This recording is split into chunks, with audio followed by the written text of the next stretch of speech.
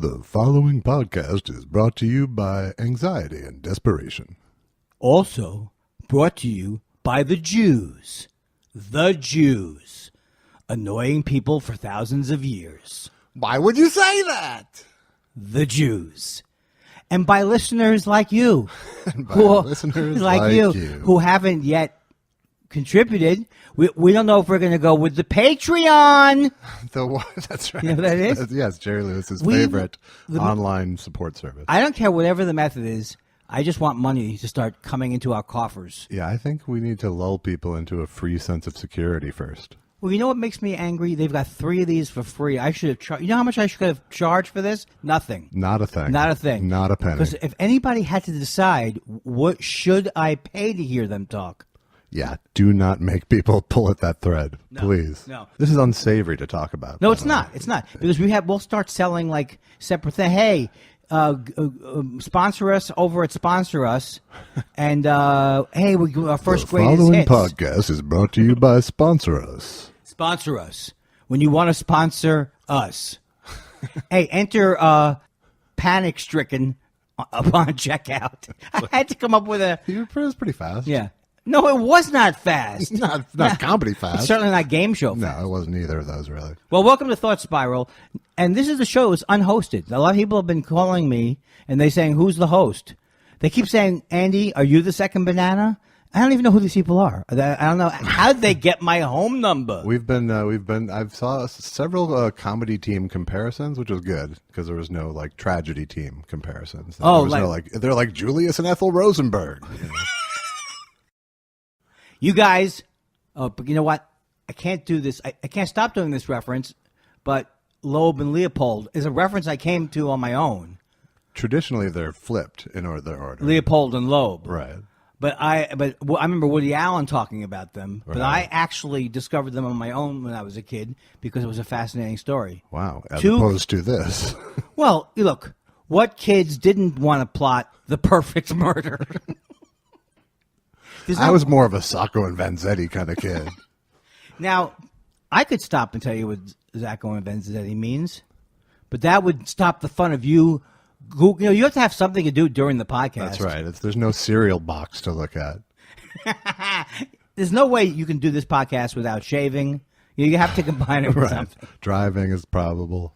Sacco and Vanzetti, I don't actually know who they are, but I'm going to guess they were revolutionaries. No, they were 20th century falsely accused of murder. Oh, they didn't kill somebody? No, I think they were falsely accused. And did they go to jail? I think they got executed.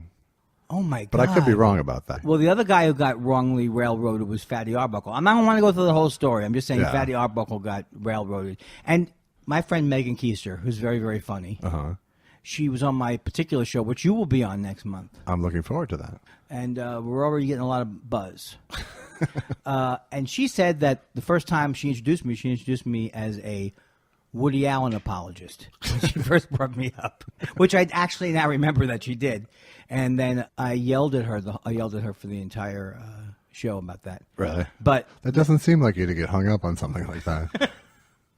Well, and speaking of getting hung up on something, I experienced this week my first piece of Andy Kindler celebrity bash blowback.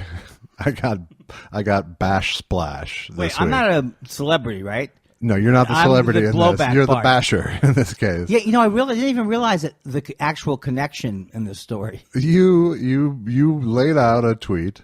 And not a great tweet. No, not even really a strong tweet. It's not even a funny. It's not the movie's not coming out. No, let's read the tweet. I can get it up here. This is Andy's tweet. Folks, people like this. A lot of people think that this dead space is bad, but this is where people settle in. That's Maybe right. they adjust their Barco lounger. Is that a current reference?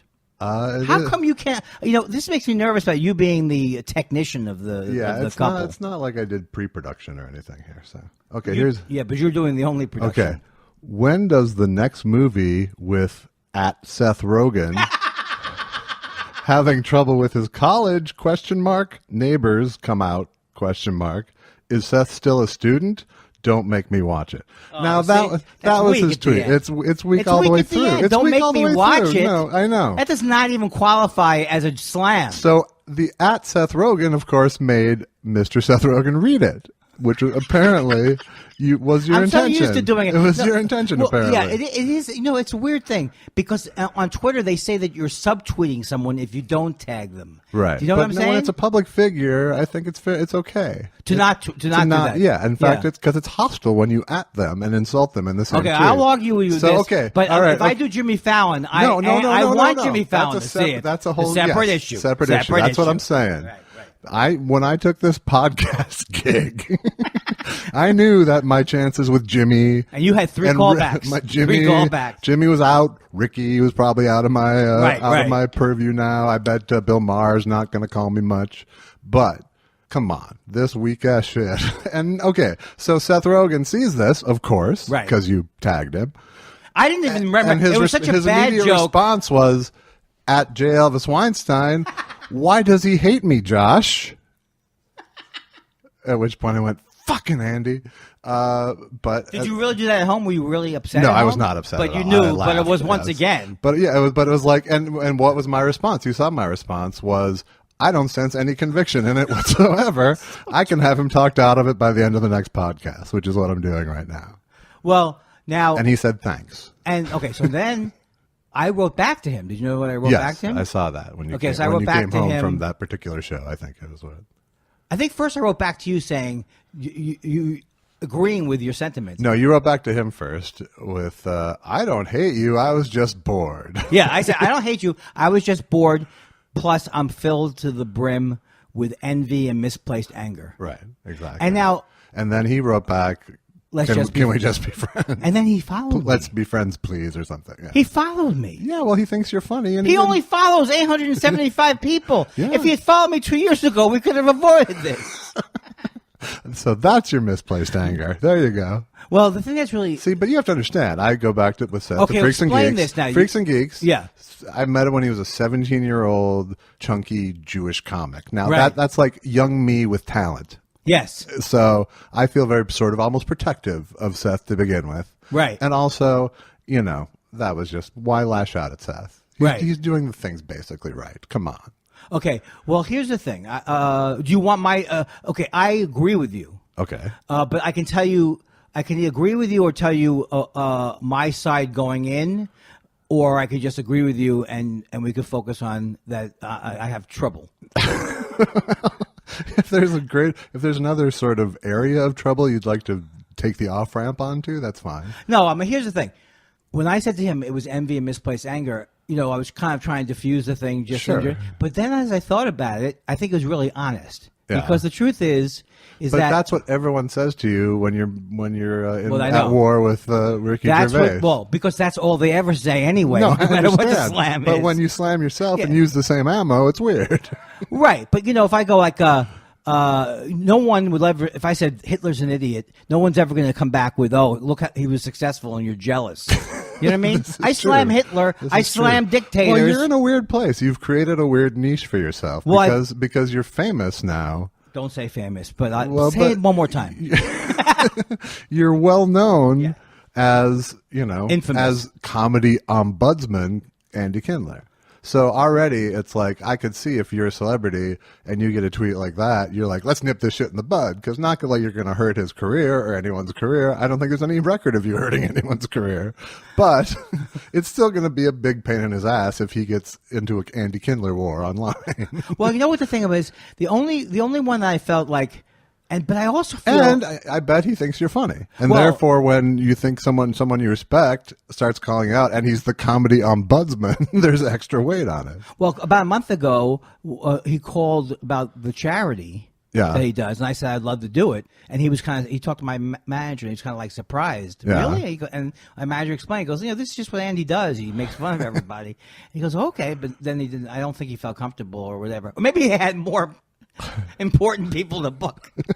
It has to be that he wasn't comfortable with me. But the thing is that... Well, obviously, when his first response was, why does he hate me? Well, here's the thing. Something had built up. Here's the thing I respect about him is that when you can tell when people react to things, the amount of humanity they have separate from whatever I'm making fun of. So it's like he's not a thin-skinned Leno guy.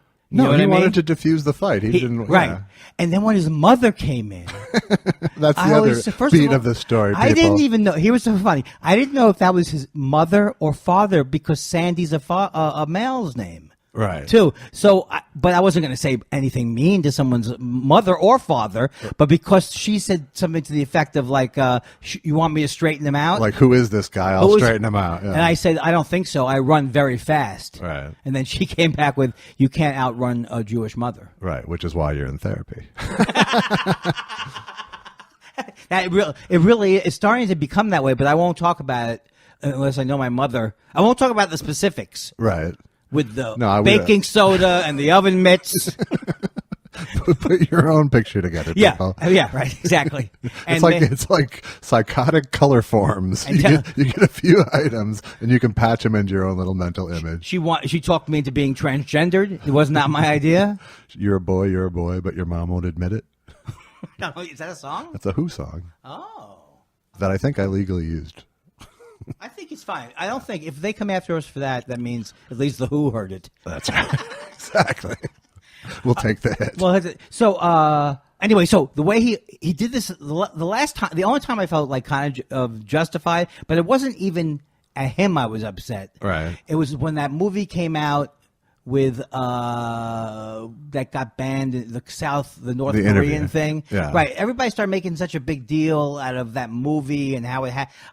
I can't explain why I was upset at the time. I was upset about the idea that this was like the country won't survive if this movie is not shown. So I did a joke back then, and he came in. Oh, yeah, I was expecting this. And again, my joke wasn't that strong. And at that point, he goes, Eddie Pepitone too. He goes, except Eddie Pepitone's thing was much stronger. Right. So the thing about it is that I started to think now back upon how I really feel about Seth Rogen. Uh-huh. And I couldn't remember what my beef would be. I'm serious. I loved him in Knocked Up. Uh-huh. Is that the one he was in? Yeah, he was in there. I love that movie. There you go. I have a friend of mine, I think, directed that movie. Mr. Apatow? Mr. Apatow. Why, yes. So I loved him in that movie, and I loved him in Freaks and Geeks. Me too. So that's why I think that I take a little bit of truth sometimes, or not even truth. I was bored. Right. Exactly honest. No, and that's how it felt to me. It was Yeah. like, this is just Andy, like, brain fart lashing out, random lashing out tweet. And this is... But once, like I said, once you hashtag someone in that random lashing out tweet, it goes from just sort of joke about pop culture to a personal attack on a dude. Well, Twitter etiquette is the hardest thing to understand. There was a time period, and I'm still embarrassed about this. Sam Levine told me, was the person who told me when you put a period in front of something, everybody can see it. Right? I remember telling you that too. But I saw people do it, but it's too confusing when you start. You're like, you're just happy to be a part of it. So I got it in my mind. I started to go, oh, this is interesting what I'm saying. Everyone should see it. And I did it with every reply. Oh, boy. And then Andy Levy, he said, please, for the love of God, stop doing it. And then I got mad at him, and then I realized he was right. And to this day, I thank him for saving me. That's good. Thank you. Shout out to Andy Levy. Andy Levy. And and that's the thing I think I am getting better with the OCD, is I really ultimately am kind of, and that's why I wanted to talk about the breakthrough I came through this week. Oh, good. Not a big one, but it's my problem is Twitter or anything I can obsess about. Right? So I used to think, so you can sit on the outside and anybody looking at the things could say, oh, this guy's got trouble. You know what I mean? You can analyze the trouble from the outside like you can. Right. Or anybody can. And you're not wrong. The problem is how I get to forget where I'm going. See, if I think about it, like, I've got to be less angry within a month, or I've got to be, it gets right back into that whole thing of trying to prove I'm a great person.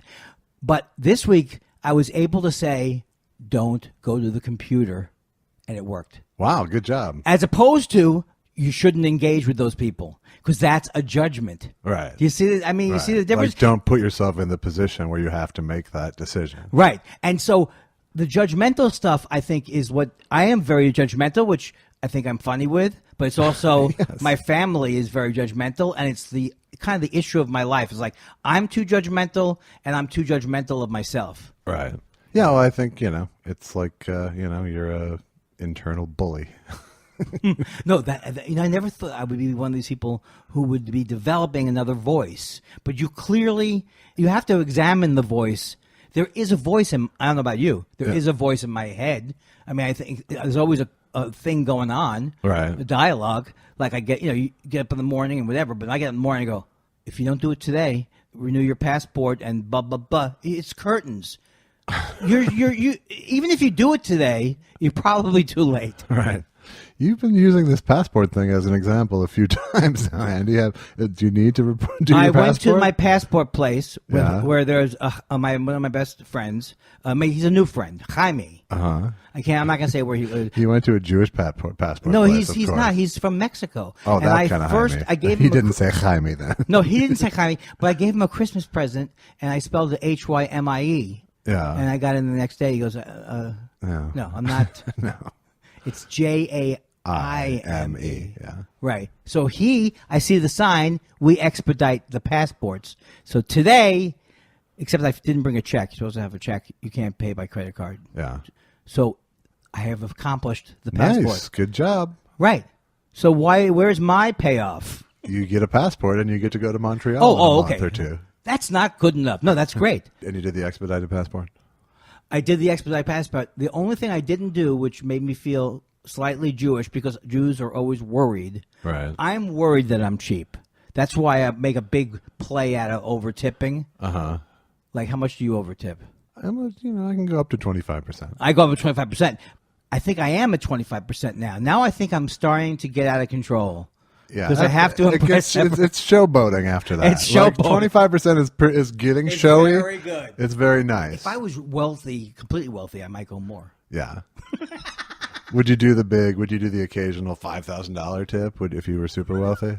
Not like in Norms. No. Well, that's where it lands that's where the they hardest. need it. Yeah. If you're at Morton's, you're doing pretty well each night. Why are they at Norms if they can't? They must prove to me they're worthy of the money. That's right. I want to set up a tip scholarship fund. Tip scholarship? Yeah. You say tip? Tip. Yeah. What do those initials mean? They're not initials. I don't Well, think. tip of what? Huh? You said a tip. Yeah. I was. You know what? This is all It good. has to mean something. TIP, the word tip. Right. Tip top? I don't know. Tippins, maybe? No, it's a real thing, though, right? Yeah. What do you mean? A tip scholarship.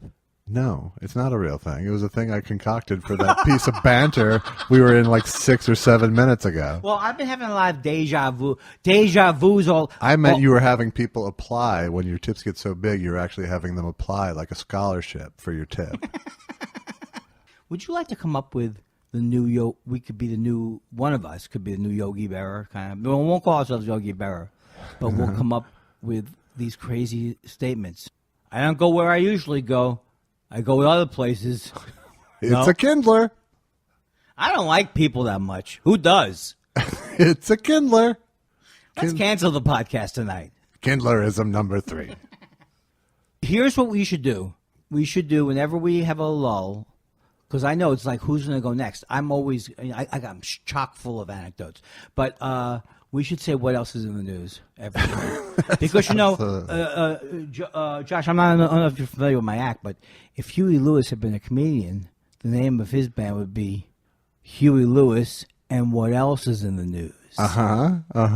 Okay. So maybe we'll do that. No, we won't, because I just drew attention to something that made no sense. Well, I know you would have raked me over the coals if I just grabbed something from my act and threw it in. So. Raked you over the coals is a good one. Yeah. I don't like when people use things like, I'm going to drill you a new one. No. Well, you don't like anything that's ass-related, really. Not since your Sweet 16 party. What? Please, Not since it's my quinceanera. Yeah, I had that word in my head. Oh, my God. With the same person. Oy. No. Boy, are people loving our show online. Oh, right, God. Josh? We did honestly, the only negative email we Right. got this week was from our producer. That's true. Everything else very positive. Our producer was like, I'm thinking of going with an alias for this show. That's right, because he was like, he just basically said to us, he said, look, don't take it the wrong way. I just can't have my name attached. Right. No, but I was going to talk about that. I'm glad you brought it up because we haven't even talked yet about the feedback. Because I think it was like a 14-page memoranda about the podcast. But going along with what I learned from OCD, it's like he was saying like, you should wear a clown outfit. You should open with a kazoo. We should spend 10 minutes on what's the coffee of the day. Now, he didn't really say that, but he had all these different topics, maybe. And so my realization going along with my... He was trying... what it came down to is he was trying to impose structure on the podcast. That's exactly right. Yeah. And my realization through the OCD stuff, I don't want this to be a thing where I'm a guru unless it takes off. Right. You know what I mean? Andy, the OCD guy, Kindler. What I learned from that is that we're going to find... Either we're going to find our way Right. and go to the top Right. with this, Sure. which I guess is a podcast convention. Yeah.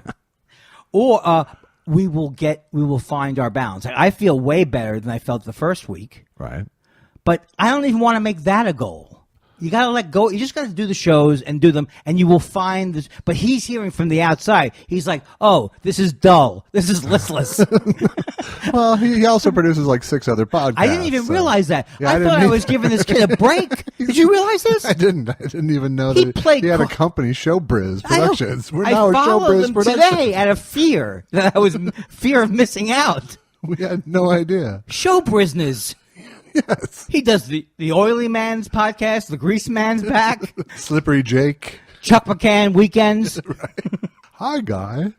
He does a new Amos and Andy, which I'm not crazy about. No, it's just really, it's not the right time for that. But the thing is, because I'm healthier, I don't take his things as personally. I think the first week I took everything you said personally. That'll be a good thing for us to hear back when I'm well. Right. But I can now hear people's criticisms without like jumping down their throat. Better, not completely better, but like Well, you don't want to really lose all of that. no, because that's my edge. Right. Now, what else is happening with you? What's new with you? This is my new segue. My age is new. Oh, your birthday was yesterday. It was. Oh, I guess it doesn't matter when the actual birthday is. Well, what am I worried about? I don't want to give out. It was the location. yesterday as of this recording. And how old were you? 46 now. 46 years old. So what do you feel? I mean, that's first of all, in show business, it's like a baby. Yeah, exactly. I'm surprised you It haven't was gotten. the 30th anniversary of my first paid stand-up gig, which was on my 16th birthday. I got my driver's license and drove to my first paying gig. What kid? I was a man that night. Who at that age would know that they wanted to do stand? I didn't know. I wanted to be a Beatle. Yeah. Or something like that.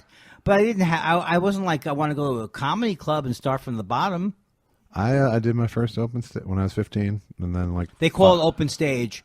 A lot of professionals listen to our show, Right. And they call it open stage in Minneapolis, right? Yeah, as opposed to open mic, you mean? Open mic. Yeah, Some it was people, open stage in Minneapolis. Yeah. and some people just call it Mike.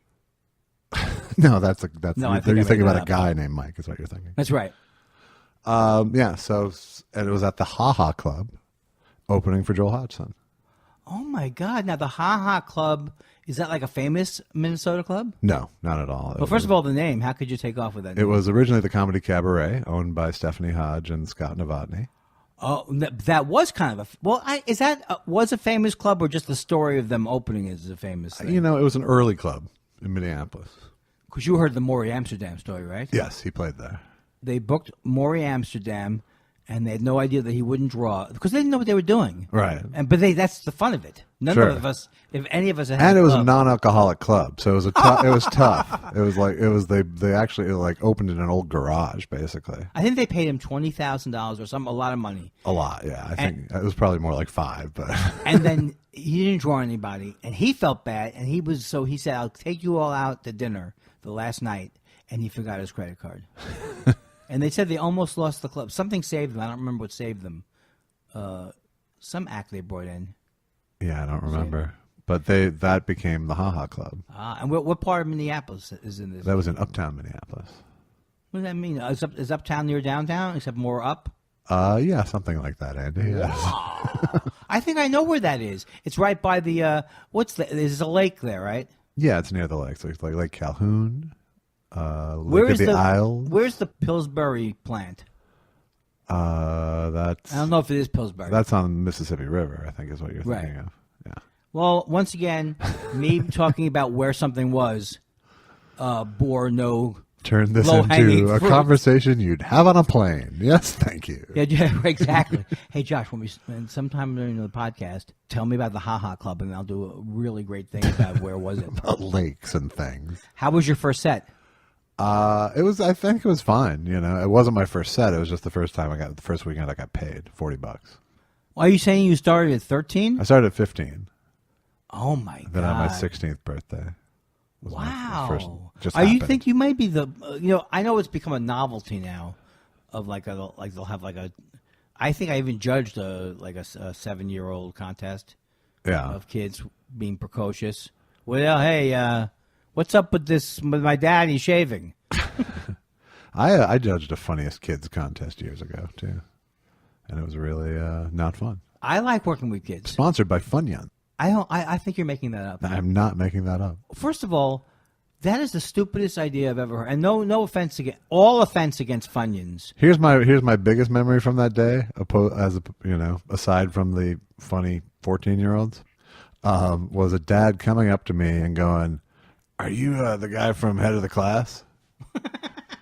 And I'm like, "No, I'm not. Sorry." He's like, "Could you sign this and say you are anyway?"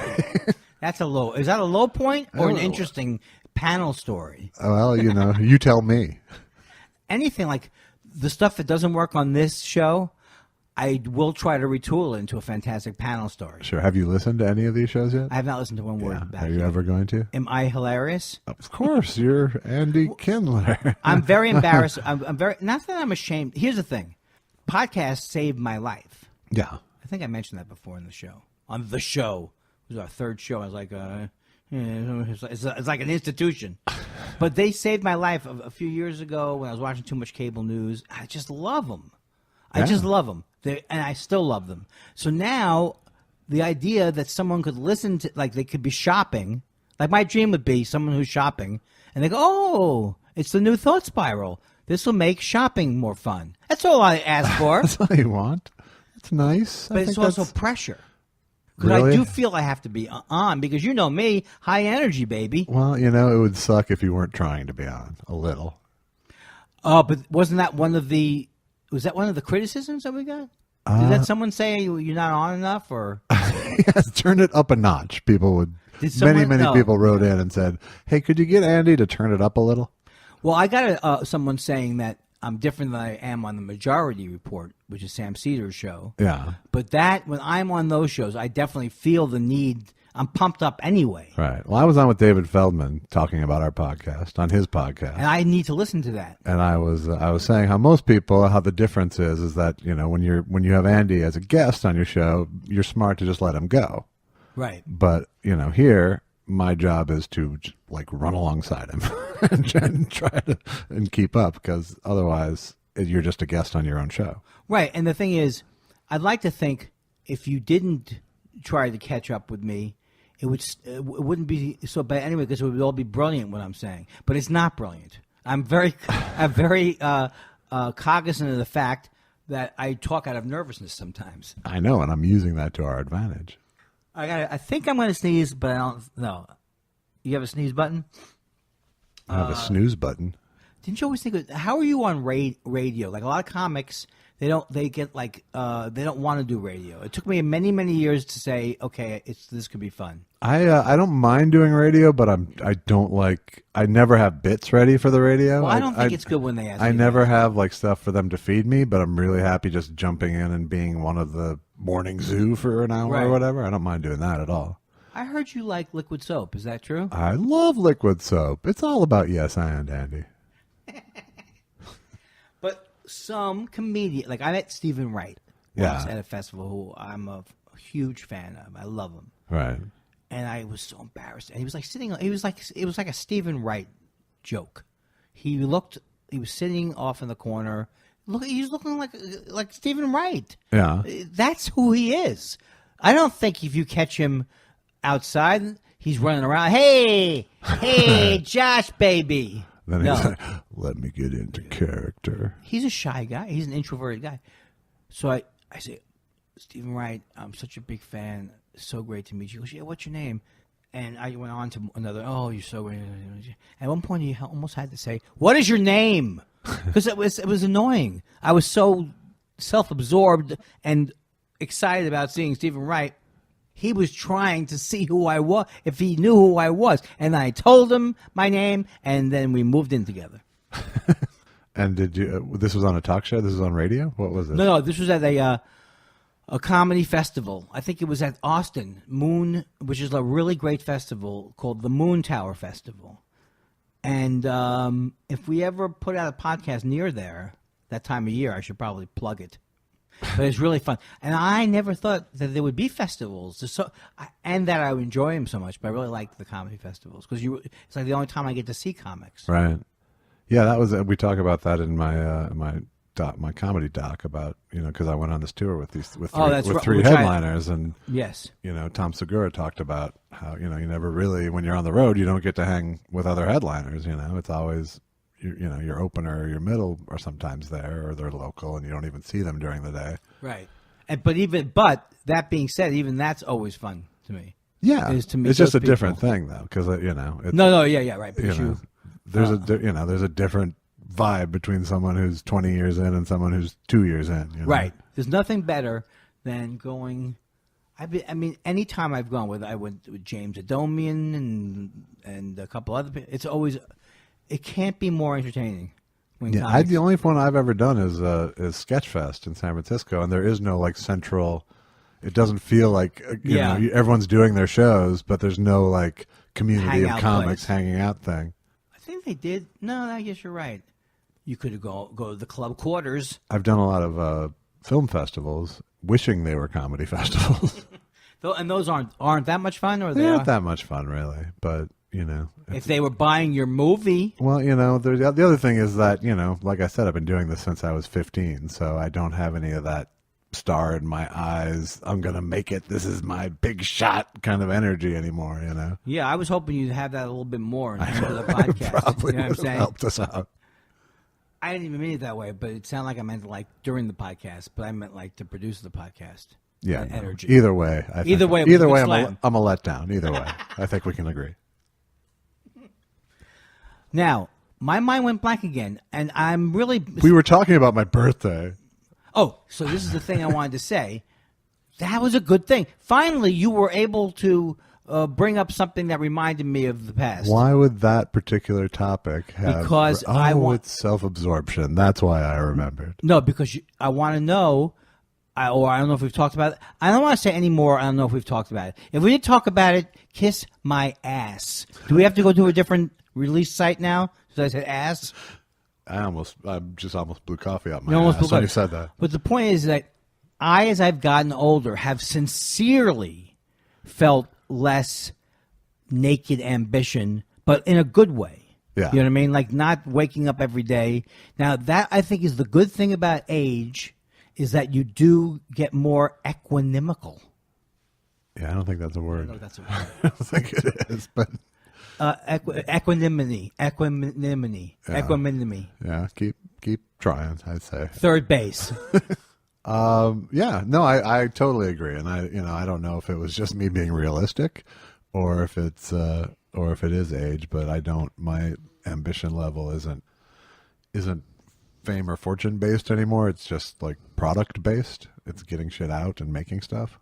Yeah, and the thing is, everybody says they don't want a lot of money, but everybody. No, I would still love want a lot money, of but it's not. It's not like $1 Million Listing on TV where people. Yeah, and I've made showbiz money, so it's not. I'm not. I have a house. We're sitting in it. So yeah. I don't need much. Did you ever get a dinner?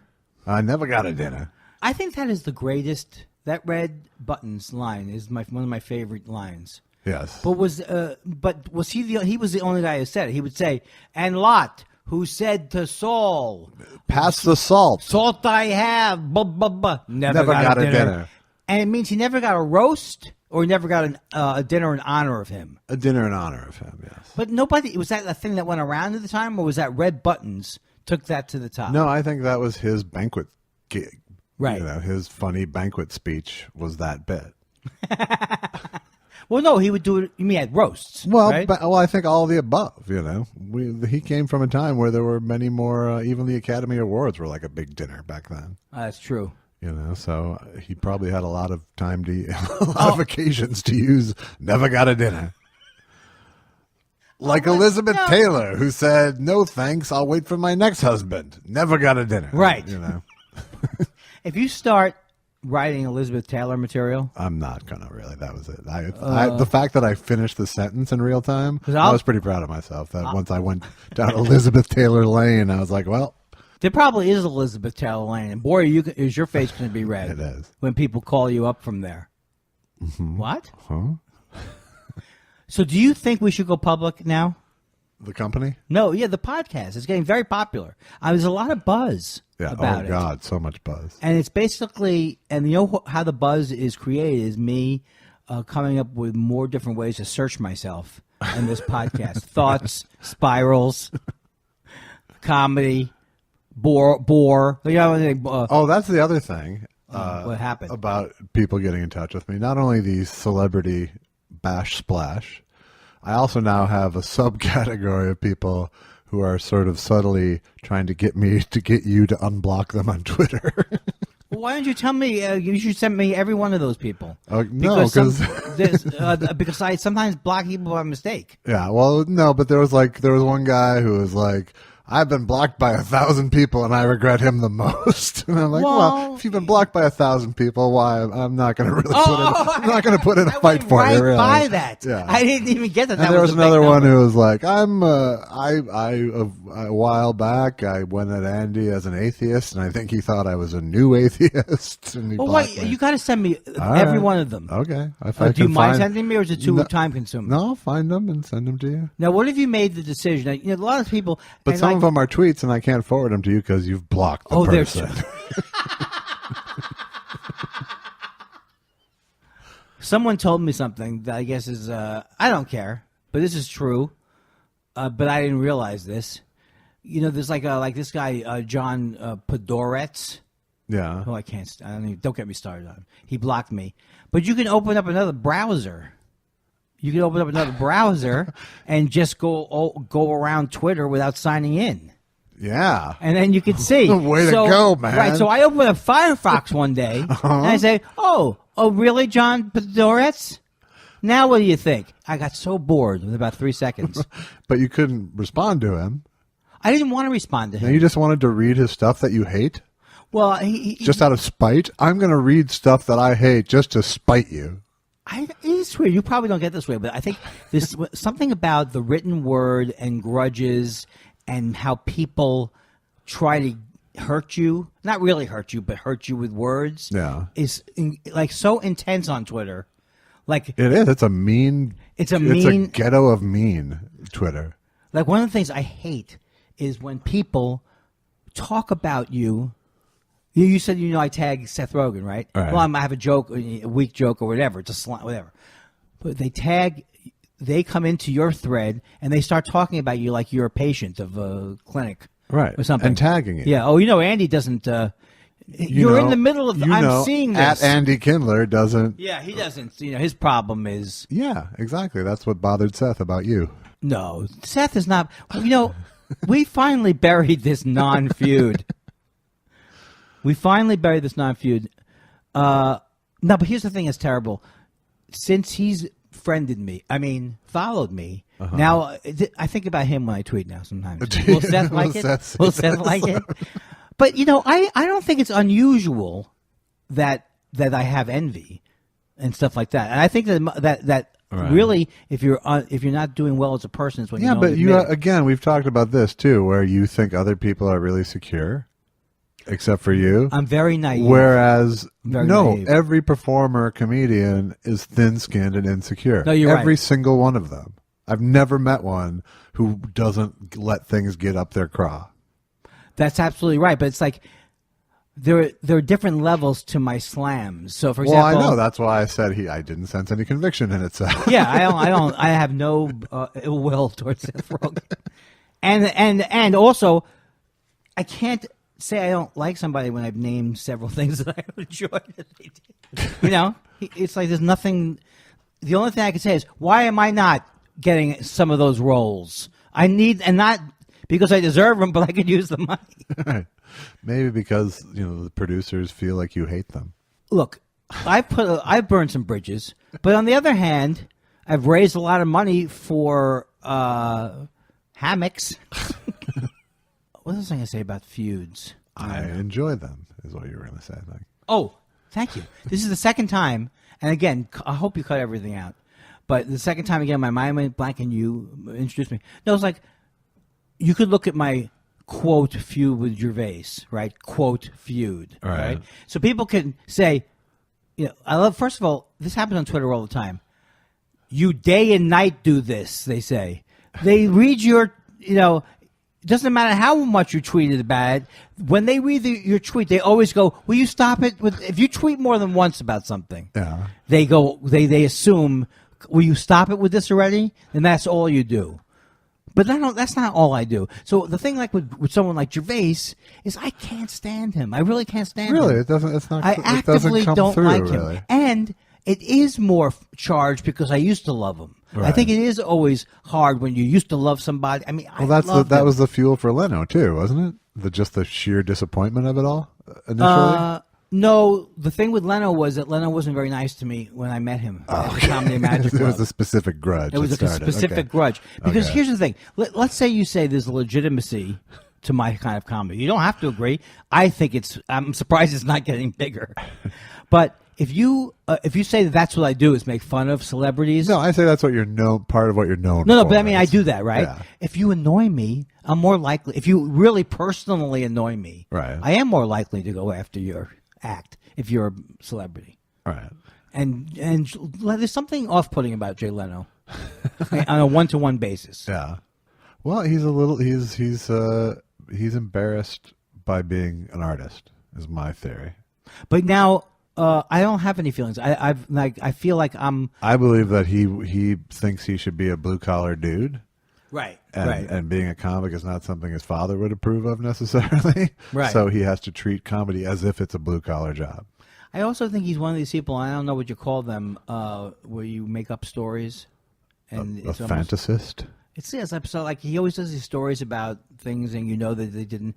Like he goes, yeah, they say, I was walking in Italy and this guy, I picked up this guy's wallet and then...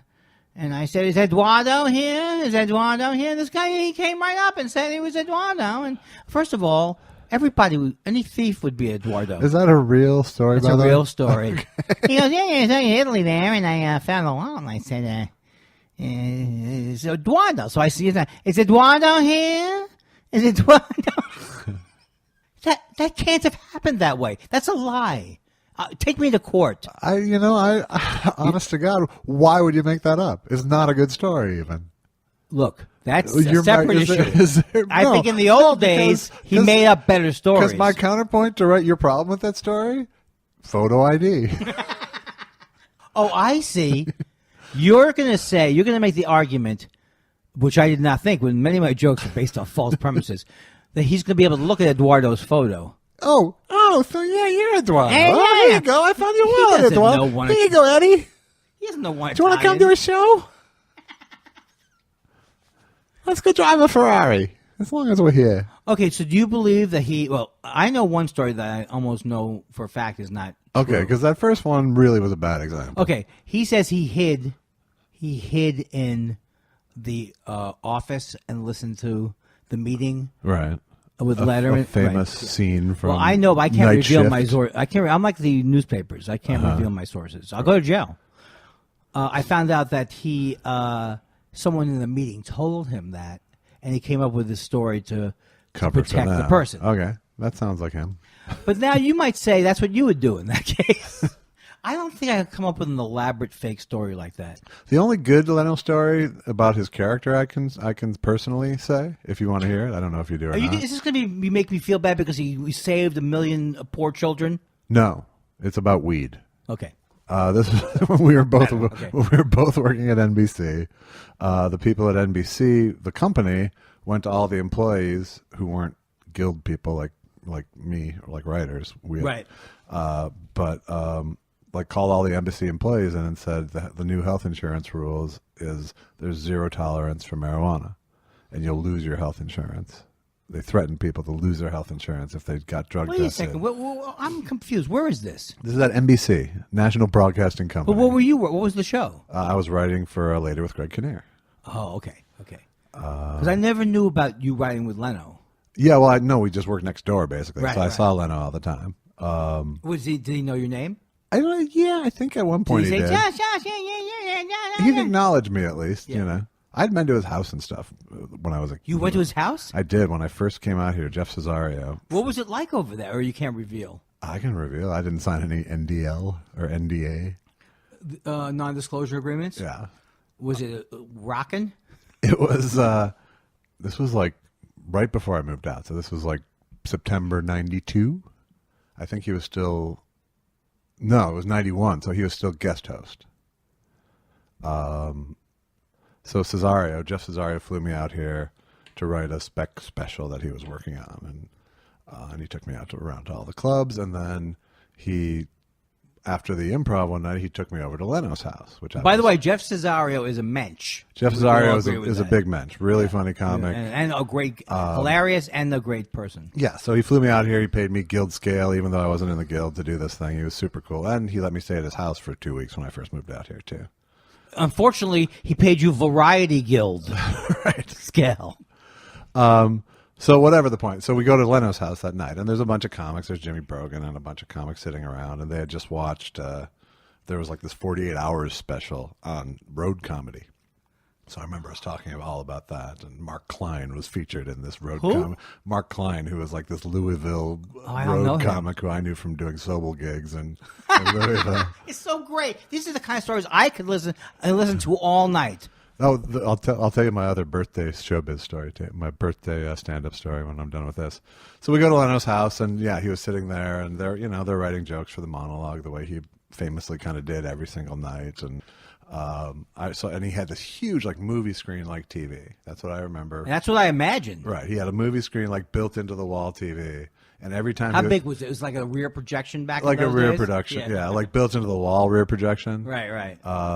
Very much like a screening room size screen. Yes. And every time he would this is where it gets personal. Every time he'd stop the tape, porn would come up on the screen. Okay. Wait a second now. Josh, they say he watches porn over there at the house. Well, he was that night. I was afraid to bring it up. You went right for it. Well, that's all I can say. This can't be. There was no extended true. porn, but every time he stopped the videotape of the 48 Hours special, the default channel that was up came up, and it was porn. He didn't. But there was no embarrassment about it. No, obviously all the guys around him knew. Yeah, no, there was no shame about it. That is so great. And then what was your reaction to that, besides that? I was so excited to be at Leno's house. And then Jeff, I had just written a joke for Dennis Miller for the Emmys. And so Jeff was like, hey, yeah, Josh wrote the opening joke for the Emmys this year. And what was the joke? What was the joke? Joke was, this was back when, do you remember when Tim Burton was doing Batman and Sean Young showed up dressed as Catwoman at his office? Yeah, I do. So this is right when that happened, and Dennis Miller was hosting the Emmys. And with Jamie Lee Curtis, and I think Seinfeld too. So he comes out and goes, yeah, we almost got started late tonight. Apparently Sean Young showed up dressed as an Emmy and tried to beat the hell out of Jamie Lee. Now we're talking. Boom, bang, $50. Boom, bang, boom. $50. $50. $50. That's what I got. An Emmy. I wasn't writing I wasn't an Emmy writer. I was Cesario actually set me up with the Brillstein agent, Ray Rio. Ray Rio was my manager briefly, and he set me up with Ray Rio, and Ray got him the joke and got me the $50. But it was before I even moved out here, so I was 20. This was after Mystery Science Theater, but before I moved out here. The other thing, this was the first time you'd ever seen naked women, right? That was also exciting. Exactly. It was so exciting. But it was also fun. But when I went home, it was like the high holidays at the synagogue, and I went with my parents. And there was always, there was like this. My parents were like, I had dropped out of college at this point, and so I was like kind of worried about them approving of me, And so, they loved that I did stand up, but they hated that I dropped out of college. Right. How much more did you have to go? Like all of it. Oh, okay. Freshman year. I dropped out freshman year to do Mystery Science Theater. Which my mom referred to as that fucking puppet show for the rest of her life. But see, you know what? People go to college to find out what they want to do. You got a job. Exactly. And I knew once I was already a road comic by the time I started college. It's over. What kind of a voice do I have? Very strange. But at the synagogue that year, I'd be walking around and people would come up to me and go, I heard you went to Leno's house. I heard. So my parents were obviously bragging on me. Wow. Now, I heard a sound. What does that sound mean? Is that an alarm system? That was the alarm that says the coffee pot is now off. This happened last show, too. So you leave your... First of all, don't get... I'm a coffee snob. I really didn't even want you to go down Coffee Road because you're really, frankly, unbearable. But does that mean that you've been having that on the burner for all day? It's like after 2 hours, it shuts off. Is it a thermos at least? No. It's a glass thing? It's a glass thing. I haven't drinking it since the very beginning. I don't like it. No, I know you don't. Now, one thing that I could recommend to you, which you won't care, is that let's say you make a pot of coffee and you want it to be iced coffee, right? Yeah. You say, I don't want any more of this. Make sure to take the coffee and put it in the refrigerator before it gets to room temperature. Okay. Because when it gets room temperature, it starts to take on a lot of unpleasant flavors. And I learned that from Nicholas Cho. Haven't I already mentioned Nicholas Cho once? I think we did. Is he the guy whose Kickstarter I jumped in on? Okay. Yes, and I get $75 every single time I mention Nicholas Cho. $150.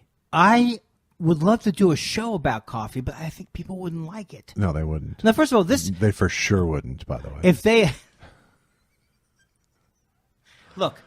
You're lucky. You came over just before I was going to pull the trigger on a 40 podcast deal to talk about coffee. Yeah. Sponsored by Don Francisco. Who's your favorite in the Valley? Your favorite coffee in the Valley? Well, I can't really go by I don't go by the place because I mostly prepare coffee at home. My favorite coffee place to go to in the world is Balcony on the west side, Sawtelle and Olympic. Okay. And they have siphon coffee. Have you ever seen siphon coffee? Yes. Do you know how it works? I don't. I don't really either. No. It's a thing, and they burn the Bunsen burner, and it goes up into this upper area, and then it comes down through the thing, and it's so clean. It isn't an infusion method. 4 hours later, no. There's something to be said about French press. 8 hours later. I don't like a bleach filter. Many people think I can taste the brown paper bag. I can taste the bleach 45 hours later. Why would it be that long a show? Now, what was your other story? Well, that was. See, I remember. Good job. I think we're vying for the host position. Yeah. And I think both of us are terrible hosts. Yeah, I think I'm starting to edge you out. I want you to be the host because every other show you're a guest on. No, but you told me before that you had all kinds of ideas for this show. Really? I think you're thinking of Alex, the producer, because I think my idea was, why don't you come over once a week? That was my idea for the show. No, you originally had wanted... I did at one point want to do the Andy Kindler therapy wrap-up show. No, but originally you had wanted to be... Not that... Look, I called you the sidekick. I bought you a T-shirt that said sidekick, but you... I'm with host. Why would you get me that? I'm with host. I went to see Thought Spiral, and all I got was a Josh Weinstein shirt. It's Stein. Come on. Come on. I messed it up. I'm not a corrector usually, but come on. You're the host. Now, how much did that bother you that particular time? It only bothered me that time because of you. Like if a stranger came in and called me that, I don't correct. Well, of course, if a stranger came in, it can only hurt from a dear friend who forgot the pronunciation of your name. Well, let me just tell you one thing. I'm never going to be happy with the pronunciation of your last name. You know what? I've lived with it for 46 years, and I'm still not happy. Who decided in your family? Did they love Frankenstein? Maybe they'll go, hey, let's rhyme it with Einstein or Feinstein. Oh, okay, so now you did explain it fairly quickly. Yeah. Well, do you think in the old days? And Why don't we pronounce it the same in the first half of the word as in the second half of the word? The exact same vowels. Have you done any research at all into how many Weinsteins there are? No. Are they mostly Weinsteins? I bet they're mostly Weinsteins. All right, so it gives you an edge. That's right, exactly. You did get mad though, very mad. See, here's the thing: Josh never really gets mad, but I'm so insecure, and I respect Josh so much, and my whole thing is that I make every person who I respect into my latest parental god pedestal person. So then if you get mad... So this could get really unhealthy, this whole podcast. If I get mad at you, I'm boy. getting mad. I can't believe my comedy partner. Welcome to You Ruined My Life, Thought Spiral. When are we going to start doing mall openings and go down to Red Onion on the weekends? Never got a dinner. I'm ready for it. Did you ever go to a bar that had a radio DJ who was doing their thing? I have, yes. You have? Yes, I've been in every bad That's true. live performance bar situation you can be in. Right? How many years were you on the road total? Really, intensely on the road for just 4 or 5. If that even. That's me too. 1987 to 1992. I did 40 weeks when I was 20, the week before I moved out here to save up money. Did you write that song? I did 40 weeks when I was 20. 69. See, I'm so afraid but to on my say 20, and circling back, 21st birthday, headlining in Colorado Springs. This is the other story. Yes. Cool. The only time I ever got drunk on stage was my 21st birthday, where they were and the person, I guess the MC, you know what, I was co-headlining with Grant Taylor. So he told the audience it was my birthday. And then they started sending, and I was closing that night, I think because it was my birthday, I got that night. And they started sending me tumblers of scotch on stage. And scotch was my drink when I was a kid, because it was what underage kid would drink scotch? It was kind of my theory. You and it always worked. Like a snifter? I would literally order Glenlivet on the rocks or Black Label on the rocks when I was 18, just because it was that is so part of the sophisticated. subterfuge. It's very sophisticated. It worked. It worked almost without fail. To do what? You picked up underage drink. Oh.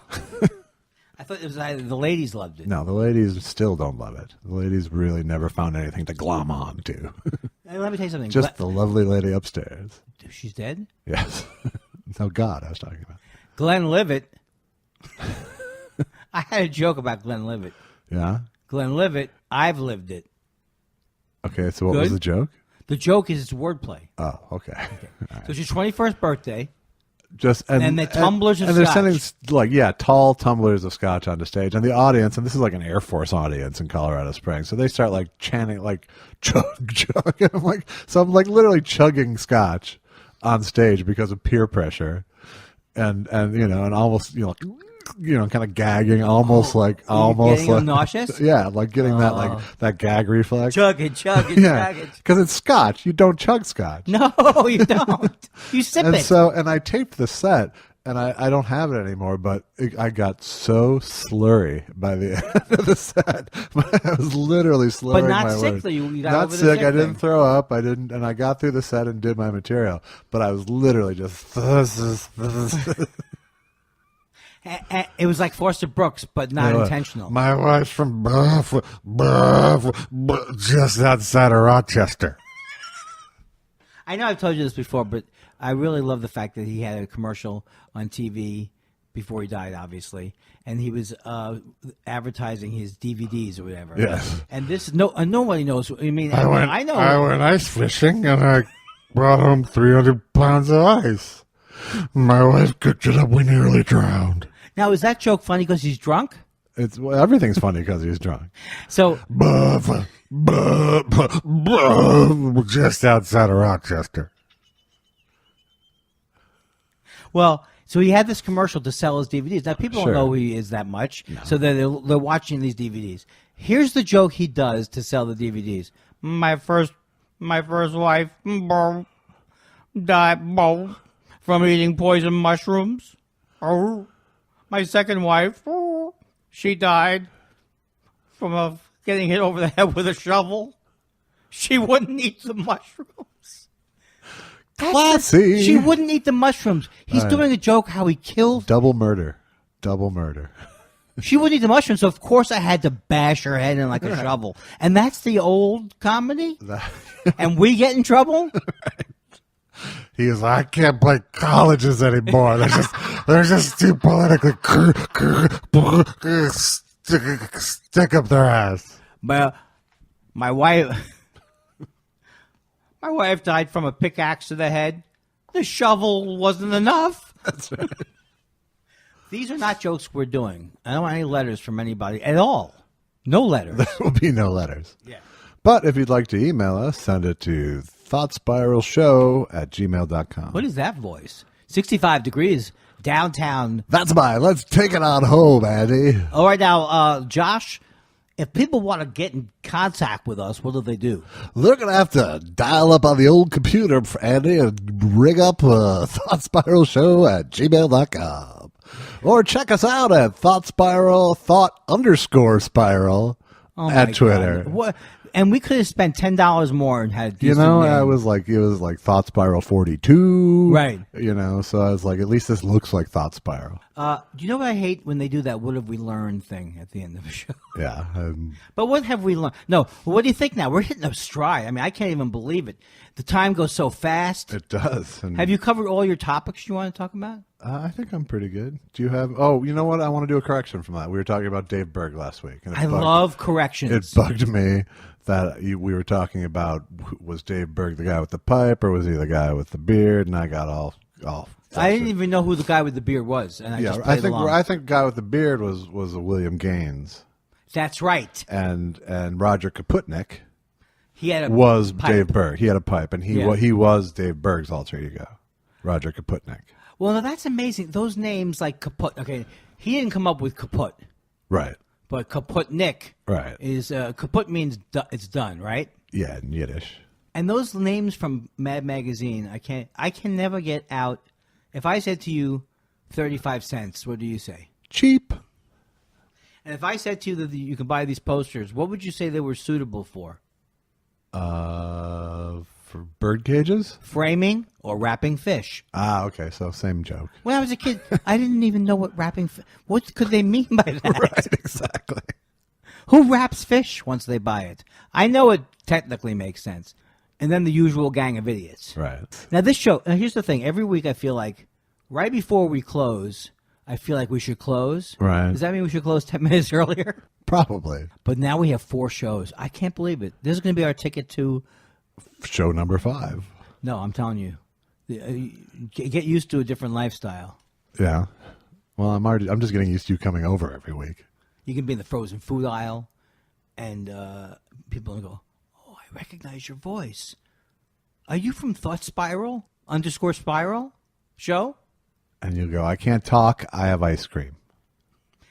I think we could end with a callback like that. But do we think, a lot of times when we have our pre-show meetings or when we go away in our Thought Spiral retreats, we always, what should we close? Strong? That's out of the question. That's not us. That's not us. But should we do it? Now, I thought maybe fading out would be a good thing to do. No, we already faded out once. No, but I'm not, that's not, you misunderstand me. We faded out ourselves, right? But have you done something where the illusion is that we're continuing to talk like this, and then it gets lower? No. So would that be a legitimate thing, or you think it's too contrived? I think it's a little contrived. Yeah. Okay, so then you come up with a closer, genius.